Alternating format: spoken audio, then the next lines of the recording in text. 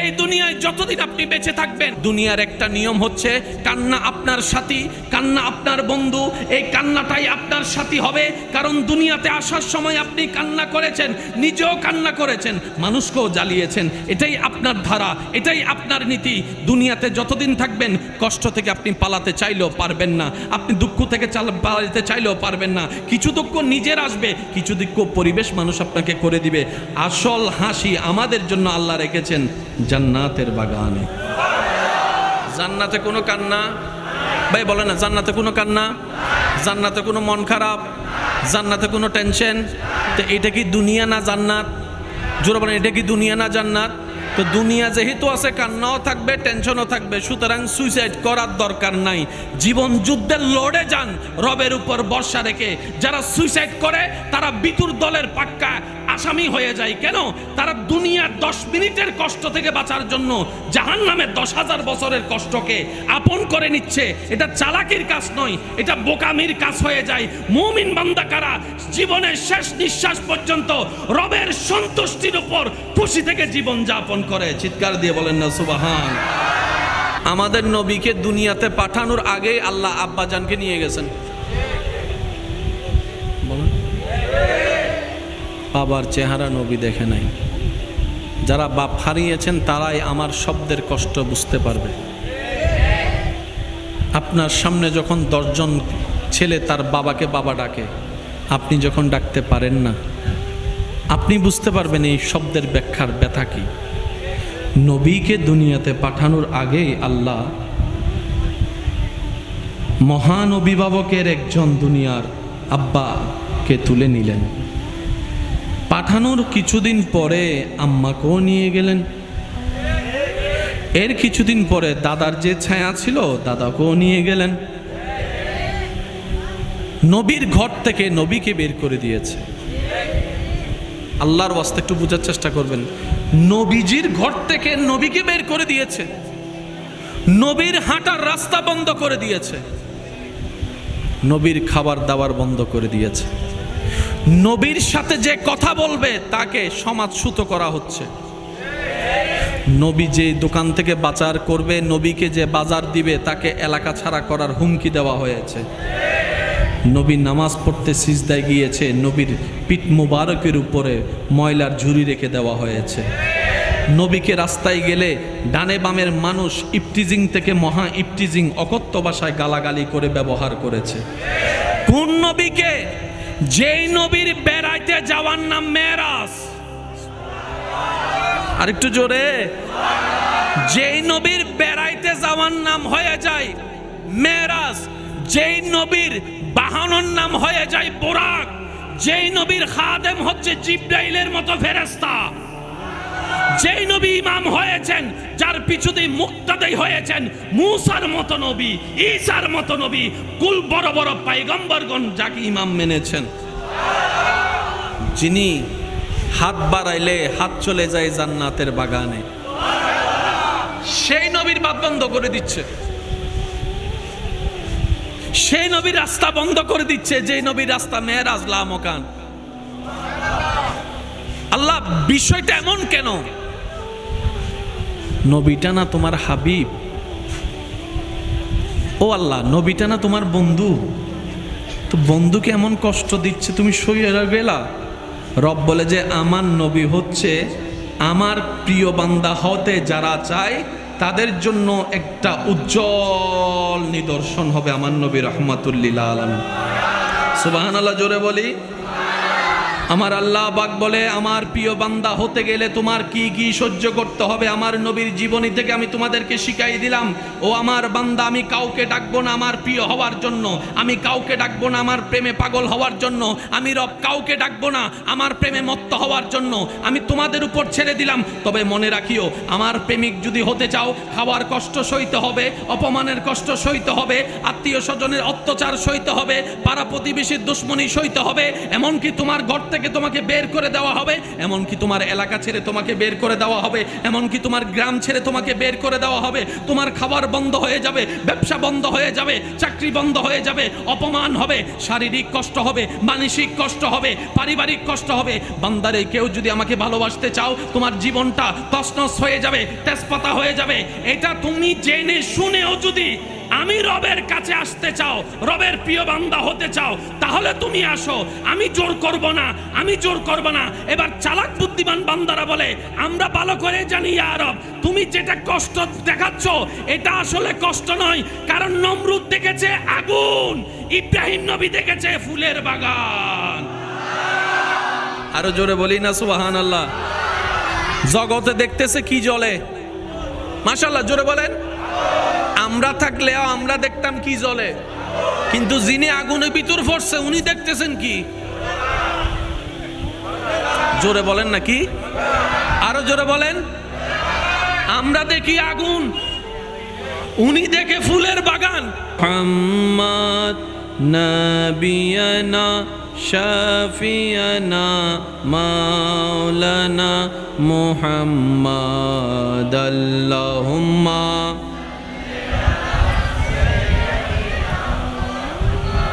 নবিয়ানা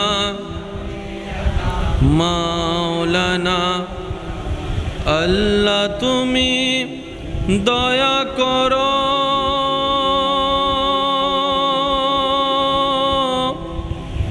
নসিব করো মদিনা। নবীজিকে না দেখায়া কবর দেশে নিও না। আল্লাহুম্মা সাল্লি আলা নবিয়ানা। দরুদ পড়ো, দরুদ পড়ো,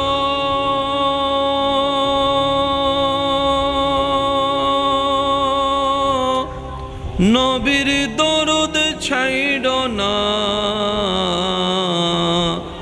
দরুদ সালাম না পড়িলে ঈমান তাজা হইবে না। আল্লাহুম্মা সাল্লি আলা নবিয়ানা মাওলানা। হক লা ইলাহা ইল্লাল্লাহ, লা ইলাহা।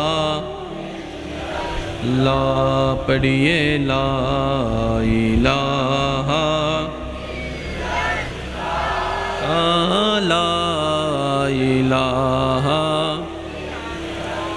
লা মওজুদা ইল্লাল্লাহ, লা মাশহুদা ইল্লাল্লাহ, লা মা'বুদা ইল্লাল্লাহ, লা ইলাহা ইল্লাল্লাহ, লা ইলাহা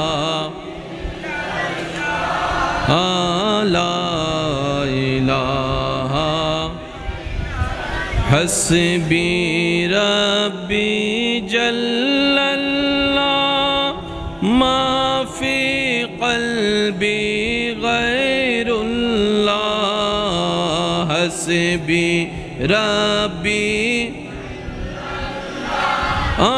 মা ফি কলবি,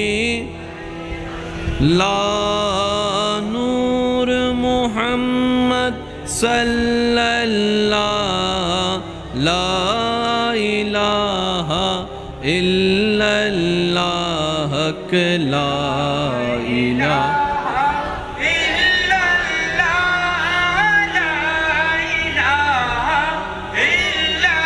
লা পড়িয়ে লা ইলাহা ইল্লাল্লাহ, লা ইলাহা। ত্রিভুবনের প্রিয় মুহাম্মদ, ত্রিভুবনের প্রিয় ইয়া মুহাম্মদ এলো রে দুনিয়ায়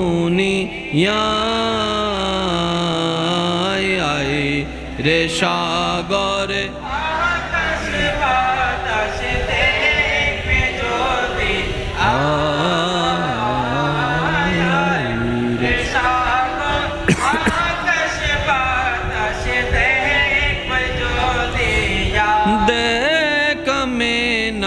মায়ের কোলে দোলে শিশু ইসলাম দোলে কোচি মুখে শাহাদাতের বাণী সে শোনায়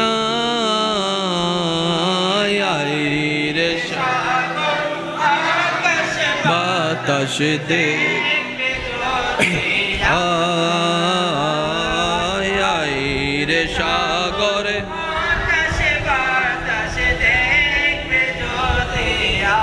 অধ্যকার রহিম আলী মাঝির বাড়ি মাহফিল উদযাপন কমিটির এবং এলাকাবাসীর আয়োজনে মোহাম্মদ ইলিয়াস সাহেবের সার্বিক সহযোগিতা ও মহাব্বতে দ্বিতীয়বারের মতো আয়োজিত আজকের আজিমুশান নুরানি ইমানি মেহফিলের মান্যবর সভাপতি জনাব মোহাম্মদ সাইফুল ইসলাম সাহেব, আজকের মাহফিলের মান্যবর প্রধান বক্তা আমার স্নেহধন্য রৌনকে আহলে সুন্নাত রৌনকে মিল্লাত হযরতুল আল্লাম জনাব মৌলানা সৈয়দ মখদুম শাহ আল মাদানী মাদ্দা জিল্লুহুল আলী,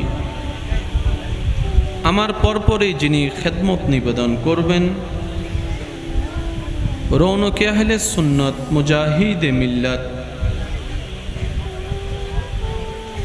হযরতুল আল্লাম জনাব মৌলানা মুহাম্মদ আরিফ রায়হান আল কাদেরী মাদ্দা জিল্লুহুল আলী সহ আমন্ত্রিত ওদিগার উলামায়ে কেরাম,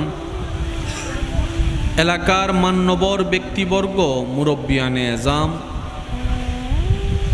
আমার সম্মানিত মা ও বোনেরা, উপস্থিত স্কুল কলেজ ভার্সিটি মাদ্রাসার প্রাণপ্রিয় ছাত্র ভাইয়েরা, এলাকার সম্মানিত ব্যক্তিবর্গ, আসসালামু আলাইকুম ওয়া রাহমাতুল্লাহি তাআলা ওয়া বারাকাতুহু। মহান মুনিবের আলিশান ও পাক ও দরবারে লক্ষ কোটি শুকরিয়া আদা করার চেষ্টা করব। আপন আপন জায়গা থেকে সবাই মহাব্বতের শব্দকে সাথে নিয়ে একবার চিৎকার দিয়ে বলি আলহামদুলিল্লাহ, আর একটু মহাব্বতের আওয়াজে বলি আলহামদুলিল্লাহ। আল্লাহ দয়া করে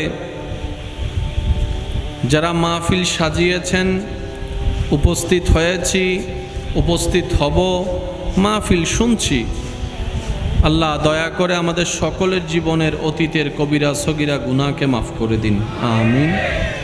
আল্লাহ মেহেরবানি করে আমাদের মা বাবার গুনাহকে মাফ করে দিন, আমিন। আমাদের যত আত্মীয় স্বজন এবং এই এলাকায় যত কবরবাসী এই মুহূর্তে কবরের কঠিন আযাবের সম্মুখীন হয়ে কষ্ট পাচ্ছে, প্রত্যেকটি বান্দার দোয়ার উসিলায় আল্লাহ দয়া করে প্রত্যেকটি কবরবাসীকে আযাব থেকে মুক্তি দান করুক, আমিন। সম্মানিত উপস্থিতি, পরিবেশ যেমনই হোক সর্বদা কল্যাণেরই হয়। রব্বুল আলামিনের একটি শান,